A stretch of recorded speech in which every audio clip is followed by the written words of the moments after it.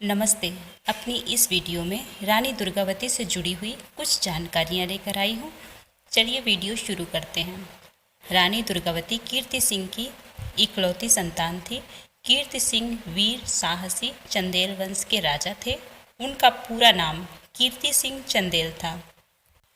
कीर्ति सिंह ने युद्ध में मुहम्मद गजनी को पराजित किया था। वह वीर साहसी राजा थे। उन्होंने खजुराहो के बेजान पत्थरों में जान डाल दी थी। वह कला प्रेमी भी थे।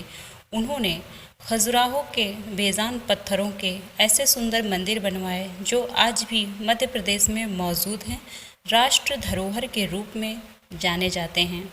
दुर्गावती का जन्म 1524 ईस्वी में कालिंजर किले में हुआ, जो बांदा जिले में पड़ता है। दुर्गावती बहुत सुंदर थी। दुर्गा अष्टमी के दिन उसका जन्म हुआ था, इसलिए उसका नाम दुर्गावती रखा गया था। वह अपने पिता के साथ शिकार करने भी जाया करती थी। तीर तलवार भी उन्हीं के साथ चलाती थी। वह सभी तरह के हथियार चलाने में निपुण थी। कीर्ति सिंह दुर्गावती से बहुत प्रसन्न रहते थे। वह उनकी वीर साहसी सुंदर और इकलौती पुत्री थी, जिसमें रानी बनने के सभी गुण मौजूद थे। दुर्गावती जब 18 साल की हुई तो कीर्ति सिंह उसके लायक वर ढूंढने लगे, लेकिन दुर्गावती को दलपत शाह पसंद थे। इस विवाह से कीर्ति सिंह खुश नहीं थे। कीर्ति सिंह को दलपत शाह पसंद नहीं थे। दलपत शाह गौड़ जाति के थे। दलपत शाह के पिता संग्राम सिंह गढ़ा मंडल के शासक थे। वह दुर्गावती को चाहते थे कि दुर्गावती पुत्र वधू के रूप में उनके घर आए। दुर्गावती और दलपत शाह के प्रेम को कीर्ति सिंह की अनुमति मिल गई। वह दोनों एक दूसरे से बहुत प्रेम करते थे। उनके प्रेम के सामने कीर्ति सिंह को झुकना ही पड़ा, क्योंकि दुर्गावती कीर्ति सिंह की इकलौती पुत्री थी। वह अपनी पुत्री को दुखी नहीं करना चाहते थे। इस तरह दुर्गावती और दलपत शाह का विवाह 1542 ईस्वी में हुआ।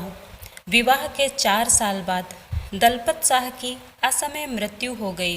दुर्गावती के मात्र एक पुत्र 3 वर्ष का था, जिसका नाम वीर नारायण था। पति की असमय मृत्यु के बाद दुर्गावती गढ़ा मंडल की शासिका बन गई। उसने अपने शासनकाल में कृषि पर विशेष ध्यान दिया, सिंचाई के साधनों पर विशेष ध्यान दिया। कुआं, तालाब, नदी, बावड़ी, नहरें आदि खुदवाएं। दुर्गावती के शासनकाल में प्रजा बहुत खुश और संपन्न थी। दुर्गावती कुशल शासिका थी। इस बीच उसके कई युद्ध भी हुए। सभी युद्धों में वह विजय रही। वह लोकप्रिय शासिका थी। उसका बाज बहादुर के साथ भी युद्ध हुआ। बाज बहादुर को भी उसने युद्ध में हरा दिया। दुर्गावती से अकबर बहुत प्रभावित था। वह चाहता था कि दुर्गावती उसके हरम की शान बने, लेकिन यह दुर्गावती को मंजूर न था। उसने दुर्गावती को एक फरमान भेजा कि वह अपने हाथी सरमन अपने वजीर आधार सिंह को अकबर के हवाले कर दे। दुर्गावती को यह मंजूर न था। अपनी आन बान शान के लिए दुर्गावती मुगलों से भी भिड़ गई। अकबर का सेनापति असफ खान दुर्गावती से 2 बार युद्ध में हारा। तीसरी बार उसने युद्ध के लिए दुर्गावती को फिर ललकारा। इस बार दुर्गावती ने अपना मोर्चा जबलपुर में बनाया था। जबलपुर में युद्ध करते हुए दुर्गावती को 2 दिन हो गए थे। 2 दिन युद्ध करने के बाद तीसरे दिन दुर्गावती की सेना कमज़ोर पड़ गई।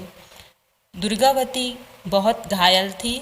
उसकी भुजा में, उसकी गर्दन में, शरीर के और कई जगह तीर लगे हुए थे।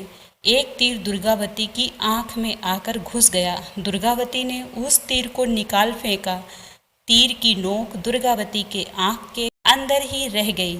दुर्गावती ने अपने वजीर आधार सिंह से कहा कि मुगल उसे जीवित ना पाएं, इसलिए वह अपनी तलवार से दुर्गावती का गर्दन काट दे। आधार सिंह ने इस बात से इनकार किया। दुर्गावती ने अंत में अपनी ही तलवार से अपना गर्दन सन 1564 ईस्वी में काट लिया और वीरगति को प्राप्त हुई। दुर्गावती के नाम पर जबलपुर में एक महाविद्यालय भी बना है। तो यह थी रानी दुर्गावती के बारे में जानकारी। उम्मीद है जानकारी आपको पसंद आई होगी।